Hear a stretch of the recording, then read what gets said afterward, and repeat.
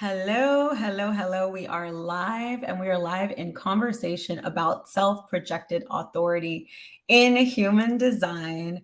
Welcome to the Energy Ergonomics channel. We talk about all things energy, particularly how we learn to cultivate our own energetic practices, our own self knowledge practices, and then use that to collaborate better with others to create inclusive and compassionate environments and to get in alignment with the universe and with our amazing internal knowings, internal guidance, and all the beautiful things that we're here to manifest. Now, today, what we're talking about is authority in human design, specifically the self projected authority. This is one of several conversations. We are covering every single authority. And the we is me and Jaclyn Michelle from Interior Creature.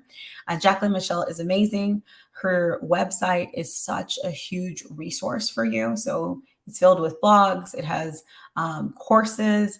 It has a community that you can join, Catalyst, and another one for the deep, deep people who are ready to change their lives, like right now, called Karmic Studies. And she is my human design bestie. And so we're coming up today in collaboration to bring multiple perspectives, multiple viewpoints. Jaclyn will be talking about the authority in detail, and then I'm going to go into different ways you can activate your self-projected authority.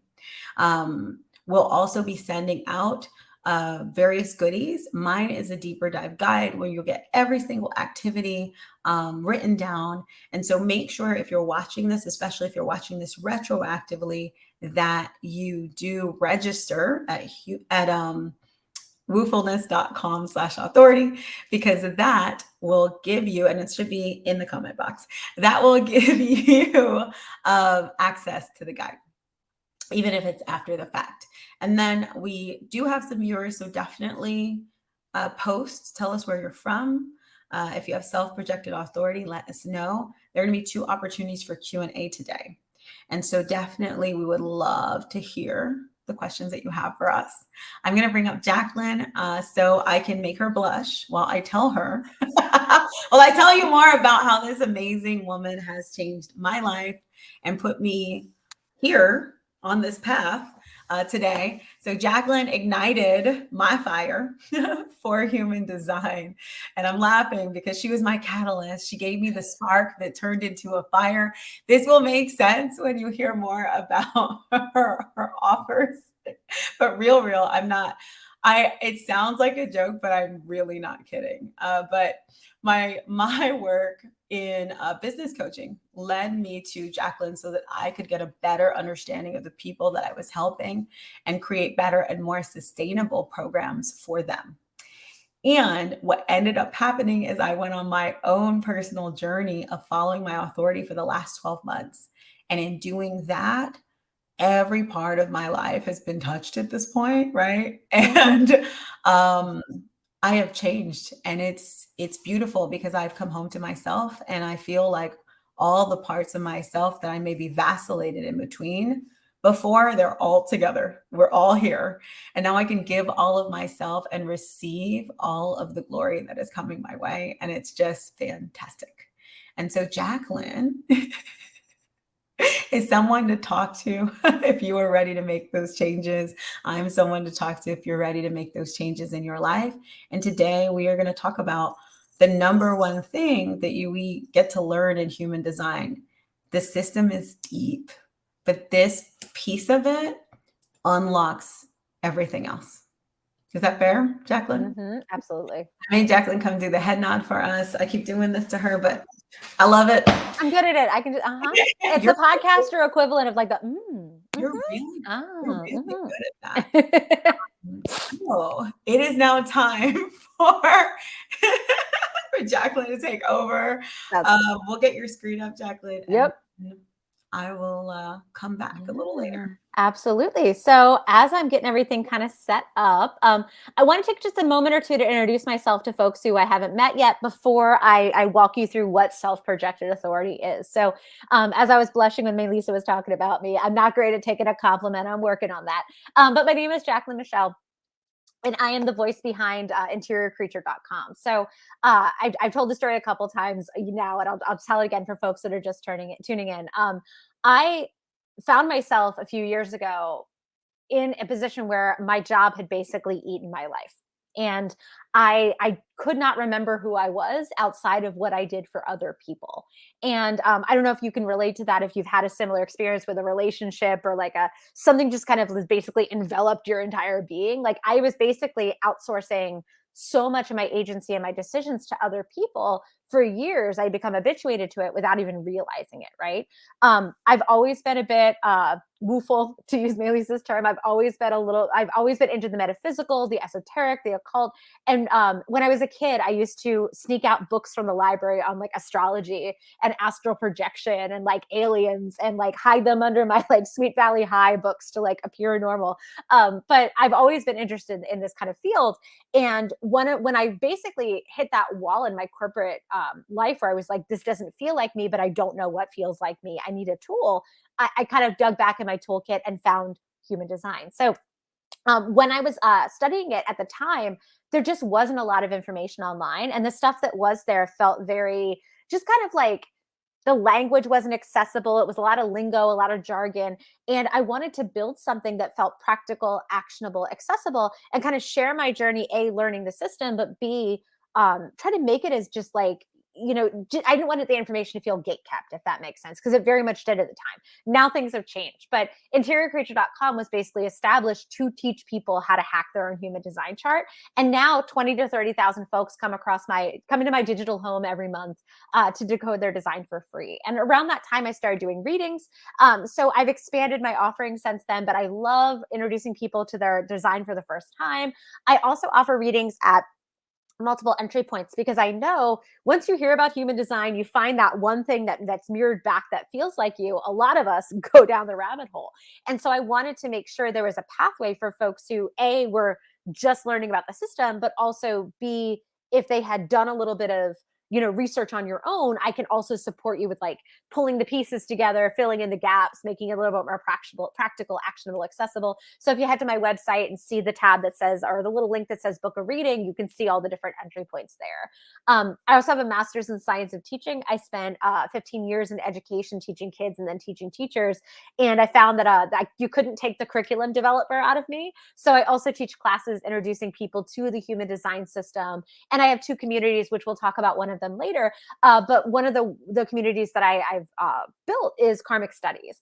And karmic studies is really my passion because it's about deep, deep shadow work and deep deconditioning work. So it's taking all of those parts and pieces of your chart beyond just authority and saying, what happens if I really pull this thing into the light of day, examine it, get really like intentional about how that energy is, how I'm using that energy as I walk through the world, what's working, what's not, what's serving me, what isn't, and how do I kind of get back in alignment with the version of myself that feels the most supportive, right? And so for my human design nerds that are joining, if you want to know my design, I'm a generator with sacral authority. I have a overwhelmingly open chart. I always joke that I'm the projector's generator because I only have 3 centers closed and a lot of the ones that are like very deep kind of empathy are open. And I'm also a 1-3 right angle cross of the Garden of Eden. So if you know what that means, that's great. Last thing before we dig in, one of my puppies was visiting me earlier, so the natives are getting my babies are getting a little restless here. That's a horrible phrase that I just used. Apologies for that. Sometimes these things like slip into your jargon, and you're like, "Ooh, that's awful and problematic," and I don't know why I just said that. Anyway, my puppies are getting a little restless. These are my dogs. I'm really passionate about animal rescue, and so I have 3 little rescue puppies that are just they might be a little chatty, they might be a little active. They're waking up from their nap, so apologies if you hear any like barking in the distance. Let's talk about those self-projected authority, what it is, what it means, what it feels like. So one of the premises of human design we want to kind of start with is this idea of getting out of our brains and getting into our bodies, right? So one of the things that everyone in human design, besides just mental projectors, which are just like a very small kind of part of the population, folks are meant to make decisions from kind of an intuitive place. We're supposed to have a part of our body that speaks to us in like the clearest, loudest, truest sense, and honors and tells us kind of where where we need to step into something that feels really in alignment, where we need to walk away from something. The problem is a lot of us get intense conditioning away from listening to that, where we have this conditioning that tells us we're supposed to be logical, pragmatic, etc. For example, like I was raised by an accountant and a professor, and in my house growing up, it was very much this vibe of like, you need to be really just logical, pragmatic, do a pros and cons list, etc., to make a decision. We never had a conversation about like, what does your intuition feel like? How's your tummy feeling? Are you excited? Like that was never a conversation. So for folks who have self-projected authority, like framing everything in the kind of, I guess, the context of your integrity, it might be something that's kind of new, that's novel, that you haven't tried before. So we want to try to like really get in touch with what is our body telling us is authentic, is, consistent. And so self-projected authority, which we're going to talk about in a second, is the realm of projectors only. They're the only type in human design that can have this as their authority. So for my projector friends, hello. And we want to use our self-projected authority in conjunction with the strategy of waiting for recognition and an invitation. So if you joined us for the Heart Manifested, Heart Projected, we talked a little bit during that discussion about how manifestors are the guide, or are the not the guides, they're the initiators. And my open throat is really on one today, so I am just saying things that are, apologies, I'm a little messy. Manifestors are here to be basically instigators, initiators. They get excited about something and or have their whatever their yes is, and they have to walk toward it. And then through the walking toward it, they figure out what's for them and what's not. Projectors are here to be the guides, right? Projectors can typically either see other people better than they can see themselves, or they can see a process, a topic, an area of study better than other people can see it. And sometimes actually like a hybrid of both. So as projectors are trying to find those communities, those opportunities where they feel seen, heard, valued, included, recognized, and then their involvement is actively sought, you want to be honing in and tuning in to your self-projected authority to basically keep you out of the situations that you're like, ooh, no, this does not feel like me, and in the situations that do, right?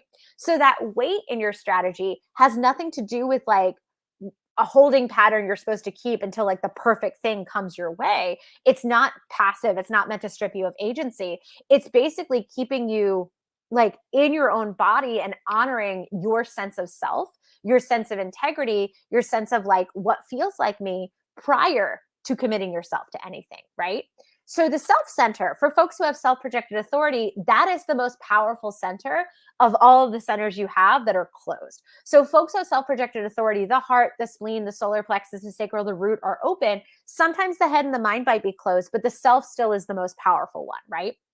And it's connected up to the throat center. So some projectors with self-projected authority, it'll literally just be self and throat are activated. Sometimes you'll see self, throat, mind defined. Sometimes you'll see all four connected or not, or split. But basically, there's like a hierarchy in the power structure of centers of like how loud they speak to us, how powerful that message is. And the self center has the most powerful message of the ones that are left defined for these folks, right? So your body is basically taking every opportunity, every community, every, situation, every environment, and going, does this feel like me?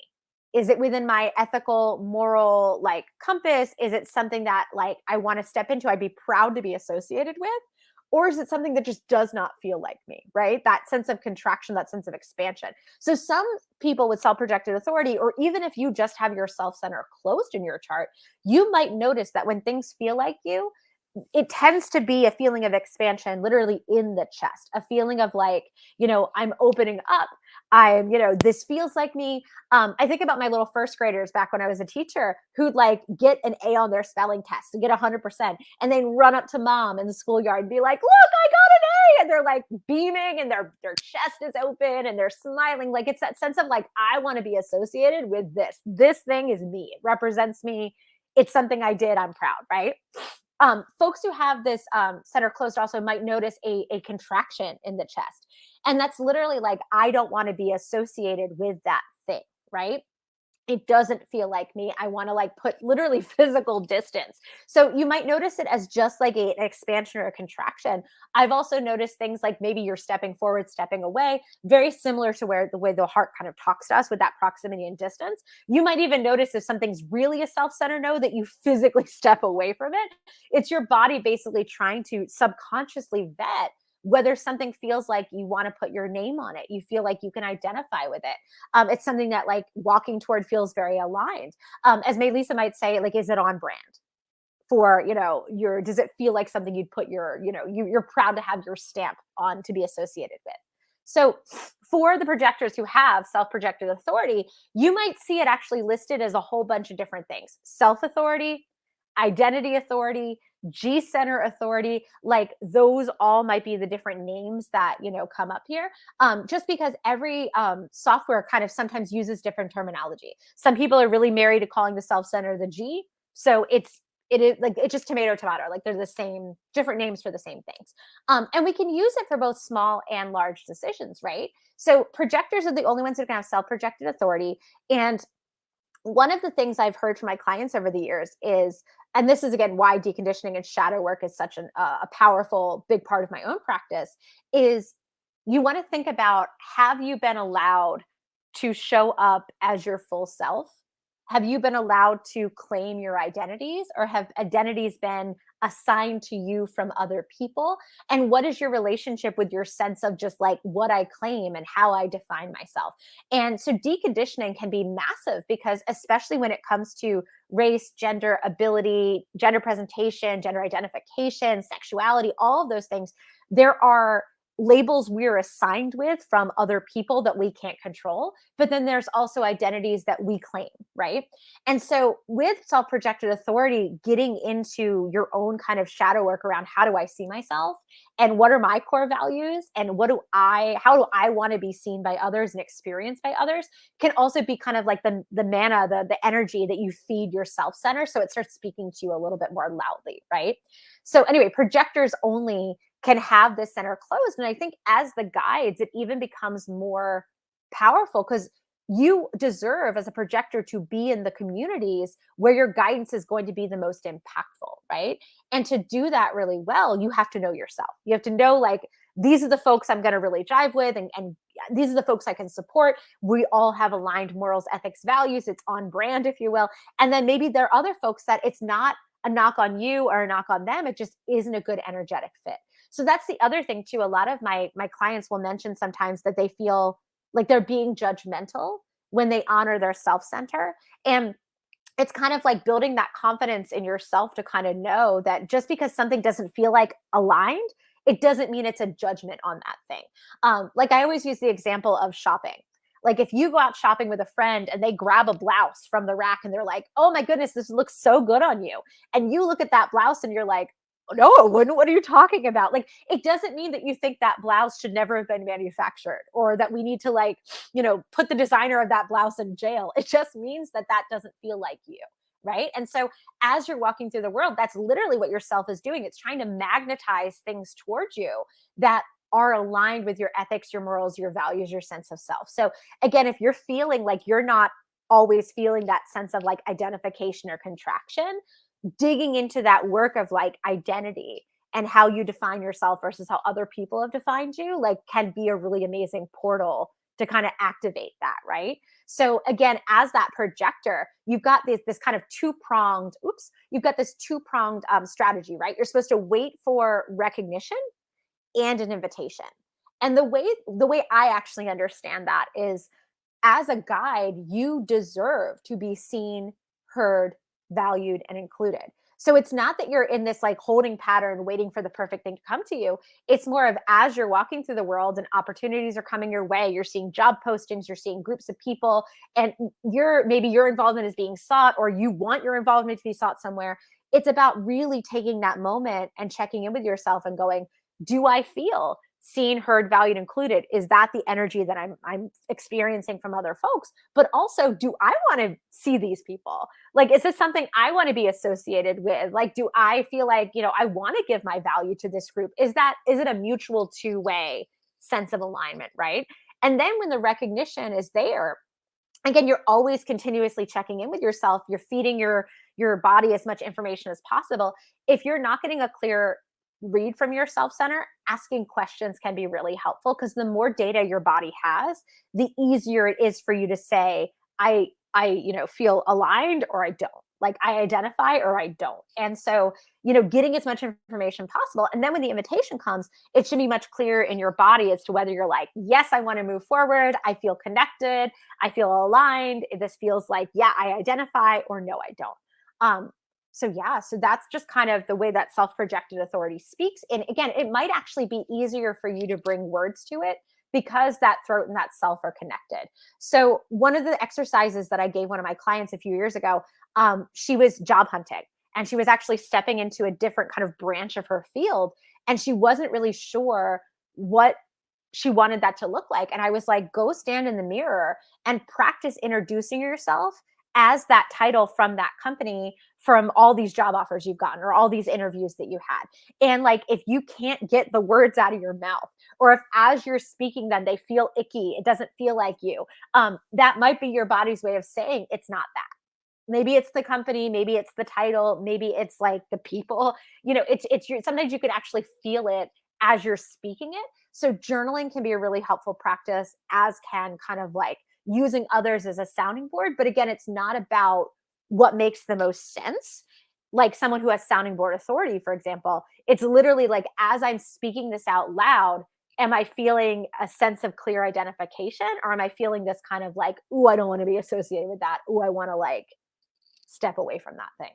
So I am going to, hopefully, I think my my control of my language has come back a little bit. I'm going to stop sharing my screen, and I'm going to come back up for questions. So we are here. This is the time to post questions. If you have any, please drop a comment. We are here. And in the meantime, we will take some time. I'm actually going to talk about some of the things that are coming up for me over the next month. Yeah, month or two, depending on what my sacral says, because I always follow my authority. I will be relaunching my community. And so we're bringing back Club Workflow. Club Workflow is our community where we get tapped in, not just with our inner authority, our guidance, but we also look at how we're impacted by the cosmos. So level one is our self-knowledge work, right? Getting to be a fully connected core, mind, body, spirit. We are all aligned. That is a mix of shadow work and abundance work, oftentimes using my heal framework. And I have a new rise framework that's coming out. And so we'll be using those week to week, month to month. And the beautiful thing is we're going to use the transit. So you'll get a preview of what's coming. In everything that I'm doing, I'm adding a section that's not only for energy ergonomics. So how does this work at work? And how does this make work more efficient for us, feel good for us? But I'll also be adding an inclusivity piece. So if we're going through a gate or a channel that you do not have, then you can think about it from the perspective of another person, gain compassion, learn collaboration. My whole deal is we are going to shine in partnerships. We're going to come home to ourselves, and we're going to build our wonderlands. And the third part of that is getting really aligned with the cosmos, because when you know human design, when you are tapped in, all of this flows beautifully, hence Club Workflow. And so that is Club Workflow. It is coming soon. We also have a little time for Jaclyn to talk about Catalyst, which is her membership. So I'm going to pop her up. And then for those of you who are here, stick around, because I'm going to be giving some very specific action-oriented things you can do to get into your self-projected authority. Hey, okay. So please pop your questions in the comment section. We're excited to answer them. Any questions you have about self-projected, feeling it, etc. So Catalyst is my new community that I'm really excited to launch. Our first event for Catalyst Spark is actually this weekend. So Catalyst is a community for folks who are just kind of beginning their spiritual journey, or folks that have been on it for a while and just are looking for that community of people to nerd out with. Back when I was younger, I think I was sharing of like how I was hiding my library books, et cetera. I legit I felt really alone at that point in time. Like I felt like there wasn't I didn't have people to talk about it with, right? So with Catalyst Spark, for example, like that's one of the wings of Catalyst. Catalyst Spark is for folks who are just beginning their journey. They're looking into different modalities. They're trying to figure out what ones feel aligned, what don't, but they just want to have like a group of people they can like nerd out about this stuff with. That's what Catalyst Spark is for. And our first event is this weekend, and we're going to be digging into the very basics of human design, and like learning about all of those different aspects of our energy, right?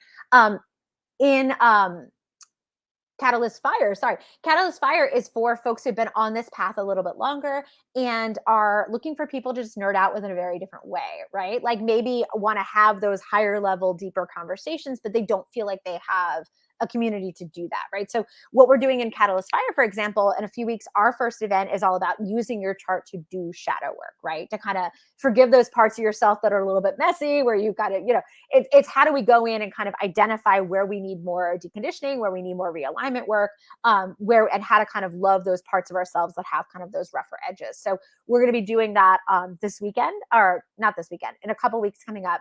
Yeah, so they're just two different communities, and we have also a book club in common. So yeah, I'm excited. If that's something that speaks to you, definitely head to interiorcreature.com, click where it says Catalyst, and you can find more about the two different communities.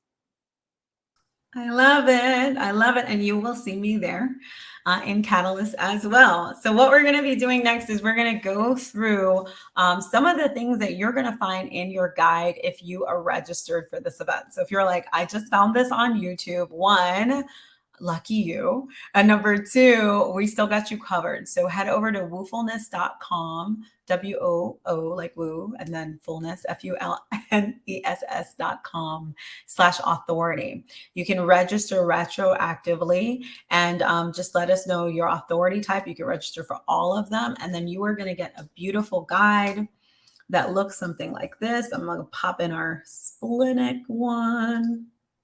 Boop, boop, boop, boop, boop. That will have the replay. It'll give you kind of different pieces of it, and it will basically give you everything you need to feel, heal, and flow with your authority. So feel, heal, and flow. There'll also be some tips for business because I love to take this and translate this into work, because work is where most of us spend most of our time.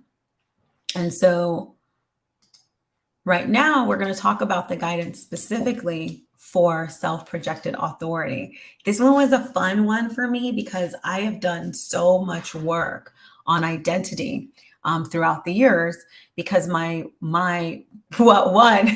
my identity seems to keep changing, because my incarnation cross is that of a sleeping phoenix, and so I am reborn over and over and over again, and yet I am the same, but I was doing it, I think, in a way that wasn't really aligned, and so that is the work I discovered through the work on my identity center. I am defined there.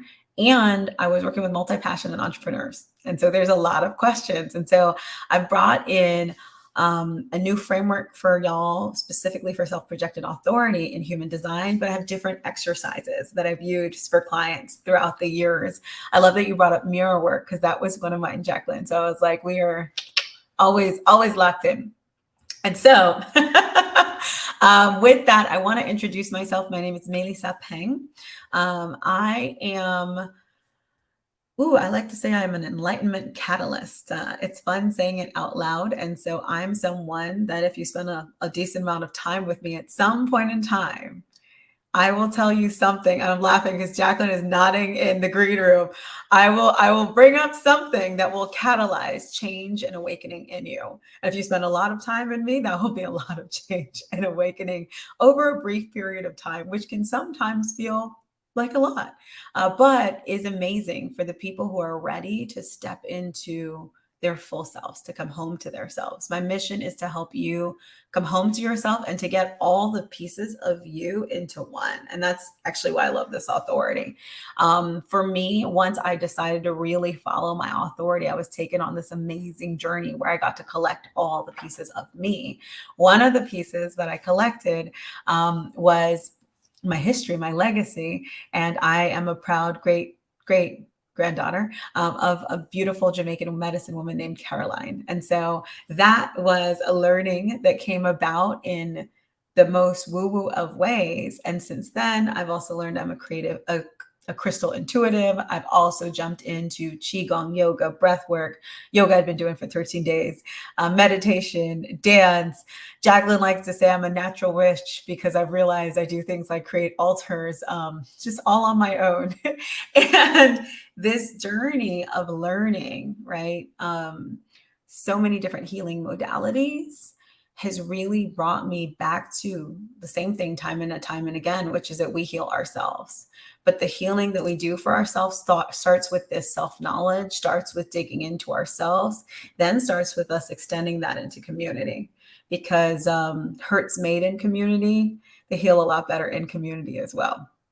And so for me, this has been quite literally an enlightening experience of going through the journey of learning human design and really staying anchored in my body in a big way.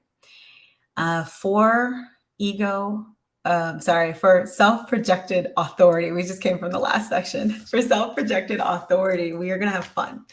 So as we get into the feel, right? So much of this is actually being in your body, right? So presence is always going to come up, especially for the authority types that are more easily influenced by outside energy, right? So presence, super important. And so meditation, yoga, qigong, dance. I love dance because it's also a form of creative expression. Breath work. These are amazing tools that we can incorporate into our lives that can be really helpful for getting more connected with that inner knowing, with that inner voice. I have a framework for you. So for self-projected authority, the framework is self. I'm trying to keep them easy to remember. And again, if you've registered for this, you'll get all of this beautifully written down. You'll probably get some little videos from me too, walking through it in detail like I am now. And self-projected authority. So the S is for sensation. So we talked about, so there is sometimes this sensation, they talked about it being in the sternum, right? And so the sensation, so feeling into yourself and making sure you're saying, okay, I'm feeling this in my body is the first piece. Like, is this in my body? Number 2 is the E, right? The external, right? This is the external check, the communication. We still have to go back to our strategy too, right? Is this aligned with my strategy? Does this work externally? If there are people that this is going to impact that I need to communicate with, let me do that communication, not because I need them to say yes, because I'm going to do what my authority says, but because it might impact somebody's life. And that's important that I need to check in on that. The L is let go of anything that's not yours. That's that reminder, right? Like let go of anything that is not yours and then follow through on the things that have meaning to your life. Your is like in caps. So that is the SELF of self that we're going to use to make sure that we are staying in alignment with the authority. Now, beyond that, we've got some really fun ways to feel into this authority type. And my big one is like, listen to what you say. Now, what's really beautiful is that this is a voice that speaks to you and it really speaks well in reaction to an invitation, right? And so Jaclyn started talking about the expansion, like how we can actually have body language. In this one, like I always say, record yourself, but it's even better if you can record yourself and have someone else prompt you and see what that looks like.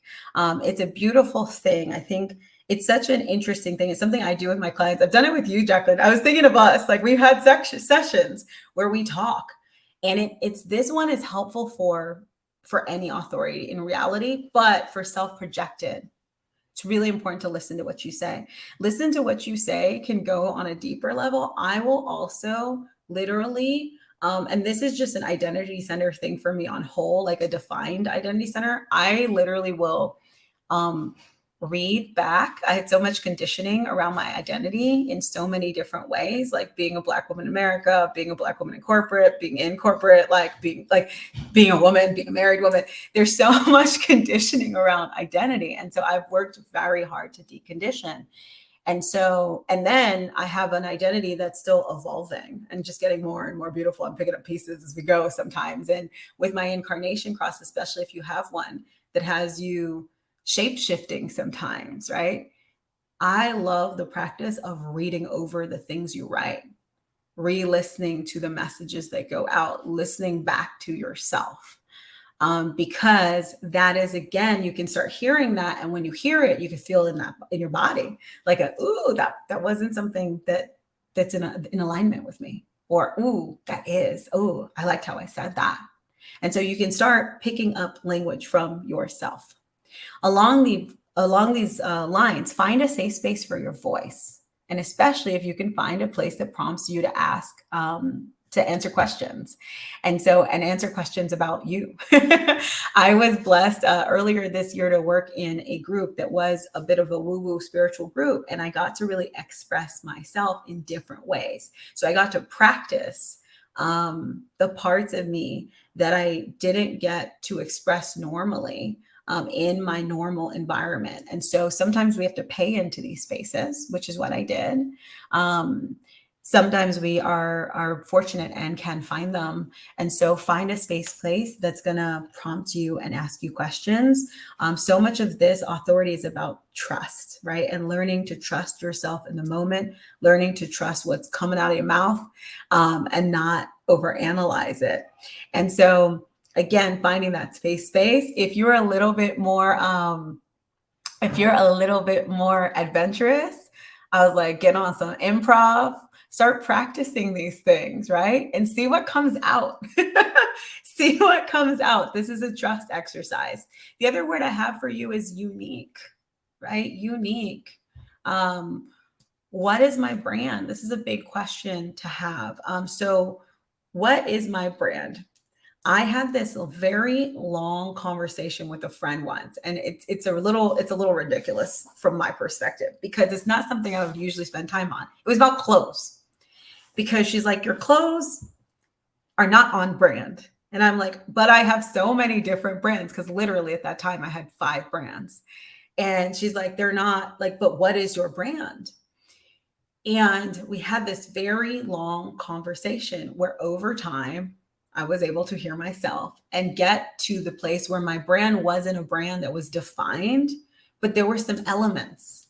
And so sometimes it's about not knowing the whole thing, but knowing some of the elements so that you can be like, okay, I know what I'm not, and I know what pieces are. And so again, having that moment to voice what you believe your brand is, and to just start talking to somebody. The reason I mentioned the long conversation is because we talked forever, and it was like in a circle. Like there were so many moments where it wasn't comfortable and I wasn't polished and it was just coming out. And then there were these massive moments of clarity. And then I felt the body, and then it was like, okay, we're here. And so this is kind of what is this idea of thinking through your brand, thinking through what's unique about you, thinking through what is classic you, right? Try on different identities, or try on your identity. So this is the mirror example that Jaclyn said, right? We don't have another person, but maybe we can get a mirror. If you're here, you're on a computer. So like you can even turn on your Zoom and record yourself, but try on different identities. That could be literally like, I'm going to get into the identity. I had this party for my clients for Christmas, and everybody had to show up as their highest self, like their best, like their whatever they were working towards, that's who they had to show up as, and talk as that person and act as that person. And so again, get yourself in a mirror, talk to yourself. I have one down there, back there, and have that conversation and see how that feels. So try it on. Okay. The other fun thing is, if you want to use your creative juices, and it's also another form of self-expression, which is a big part of this, if it feels good to you, is play with a mood board. Play with a mood board. What is my mood board? Again, it's sometimes for me, it's just about practicing owning that, because so much of this is being able to trust the identity, right? Like trust what actually comes out, and trust that it's coming from the right source. Shadow work is your friend. With this one, shadow work is your friend. I try to come up with different fun exercises, but I guess if I had to pick one, shadow work is your friend. And so in the heal section, we do shadow work and abundance work. For me, like, this is digging into the labels, right? For me, as a Black woman in America, what labels am I worried about embodying? Like, that's a big question for me. So there's so many questions, but that one gave me massive breakthroughs. What labels am I actually worried about embodying? Where have I been only pieces of myself? Where do I code switch? Like, what parts of me are scattered, right? These have been massive questions. Can I be me? Where has it not been safe? Where has it been shown to me that it's not safe to be me? Where have I been hurt when I've tried to be my full self-expression? Right? What parts of me do I keep private? I like to do an identity inventory. Who am I? Who am I at home? Who am I at work? Who am I with my friends? I like to go through that. And then I like to dig into the friends, because friends, they can be amazing and they can keep you stuck in your shadow self. So I like to dig into that. And what is that relationship like? And do I have pressure there? And then we're going to get into flow, right? So flow, how do we flow with this? Now that we've done all this deep work and we've cried and we've felt empowered by finding this and feeling this, right? Presence comes back, right? How are we continuing a presence practice, a woofulness practice, right? A woo-woo plus mindfulness practice that gets us to where we want to go. Self-expression is a big piece of this. So I added in a note about self-expression, dance, art, creativity. Like, this is about what makes you happy, right? What makes you happy? What allows you to be you? And so if there's one of those things that allows you to be you and that allows you to practice expression, that's beautiful. With this authority, your truth is really what nets out to be your success. Like, when we are anchored in our truth, that gives us the guidance, and that is what magnetizes people to us, and that is what is successful. It's technically true for everyone, but it is so true. Like, this is it for y'all. And so it's funny, I was pointing to my mirror earlier. The pages that's on there are daily affirmations, and they are truths about me. The truth is, the truth is, the truth is. And so once I did the work on shadows, one of the things I dug into was like, okay, I clearly have some, even though I may figure out and know these things, I have some limits to my trust. And I can learn to trust more when I remind myself of my truths. And so I have all these truths written down. I showed them to you. And I literally will say them out loud on a daily basis, because so much of this authority is, again, not allowing others' energies, other people's excitement, wanting to care for other people and help other people override your authority. And then finally, I have some add-ons for the energy ergonomics, the business side of this. And so coming back to the brand, right? Making sure that it's not just about like your brand, but when you're going into business, do I align with their brand? That's a big one. Does this align to me? Is this in alignment? And knowing that before getting into different discussions in advance can be helpful. Negotiations. This is a moment to practice the negotiation and just, again, this comes back to like the recording and do that, like get it out there, listen to yourself, have someone come in and prompt you, see what comes out of your mouth, because that might give you a better guidance of like, oh shit, I guess I feel this way. I guess I want this. Like, and then I guess this is what would make me happy. And then one of the things I love to do is start collecting the data. So as you learn more and more about what makes you happy, what allows you to self-express, what feels good to you, start collecting this. Now, everything changes, but there are a lot of things that do remain consistent. And so you can get more and more clarity on what is an ideal environment for you and what is your setup. And so from a business perspective, having that knowledge in advance, doing that work on your own can set you up for success, so that when you're in environments where you are being filled with and impacted by the energies of others, you can still hold true to you, and you can hear that voice and be like, or let it come out and be confident in it, because you're like, oh yeah, that validates. Not like, oh shit, that's the first time I heard that, and then panic, and then mind erases it, right? So those are the core ones for this. Yeah, those are the core ones for this, and everything again is going to be in your email. Feel free. This is another question moment to let me know if you have any questions. Yeah, any questions, any thoughts, Jaclyn?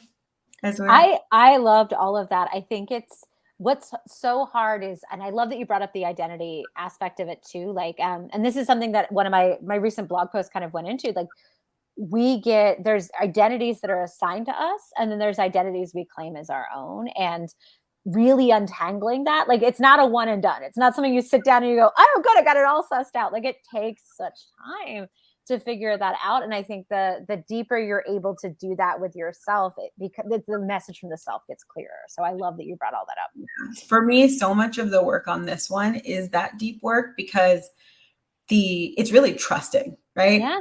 And where does trust come from? It comes from like it feeling good, but it's really hard for things to feel good in your body when you've conditioned your body completely differently. Mm-hmm. So you've got to work through deconditioning it so that you can really embody this authority, and without all the resistance from your body. And it's interesting to think about this in conjunction with social media. And like, we're inundated with images of what we're supposed to look like or how we're supposed to present. And so much of what's online is so highly curated that like we forget sometimes that it's not real.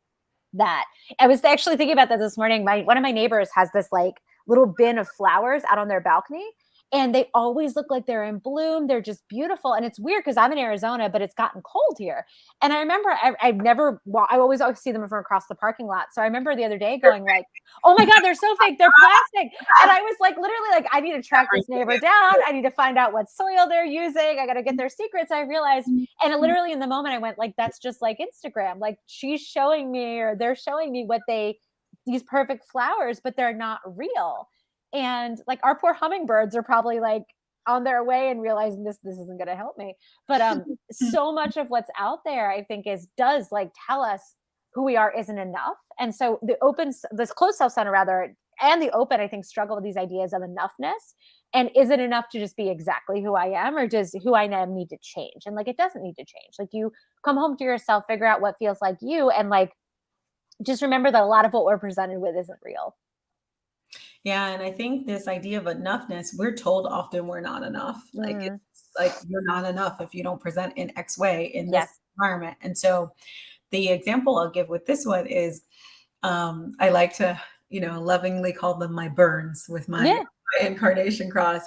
But the last major change event that I had before this one was, or actually it was what started this one. It was realization that the brand I had built, Curly Executive, still came out of a reaction to having been in corporate and needing to have an identity, even in my entrepreneurial activity, that was okay and passable in case I would ever go back to corporate, and so I could manage it while I was in corporate. And so I was working so deeply on shadow work and this whole identity thing with my clients. And at some point in time, I realized that like, oh shit, I still have another mask on and I need to take that off. And so that piece, like this real thing, is like, there are places where you're not being real with yourself. And I can confidently say that because it's true for all of us. And so the more we uncover that, the easier it is to follow this authority. I think that it's so tricky with this one because we say it and it seems simple, but there's such a deeper level of conditioning. And then on top of it, we got the open centers in play. So it's like, there's like, to me, a bombardment of things to confuse you. So doing the work on digging into this is super important because then you're anchored. And that is your guidance. Like, so it's kind of like you're getting the guidance and you can receive it. Because you know what to listen to. Like, I love that you mentioned that, like with the solar plexus open, the root, the spleen, the sacral, like you're feeling, remember, any open center you have, you're feeling your energy and someone else's energy. It's like a cacophony of energy slamming into each other. And it's hard in the moment to extract, are those my emotions or not? Is that my sense of nervousness or not? And it can derail us if we're not careful. And for anyone who's tuning in who has an open self, I know you won't have self-projected authority. We still need to do the identity work too. Like, because what we intend to do, because I've got the open self, is we put on the costume of who we think other people want us to be. And that can be just as damaging. It's not that we don't have an identity. It's just that it's constantly evolving. So this is still valuable. If you came to, like, for a friend to find out about their self-projected authority, you're like, oh, but mine's open. This doesn't apply to me. Yes, it does. Like, this is still work that we should be doing. We just engage with it differently because our sense of self is in this state of evolution. Awesome sauce. Yeah. So we're going to give about a minute more for any questions. It's always fun to see just with the percentage of the different authority types, or authority, not type, but kinds of authority. Kinds. I'm looking forward. Kinds of authority. How many people show up, right? It makes sense. But if you didn't get to show up live and you do have questions, please reach out to us. We love nerding out about this.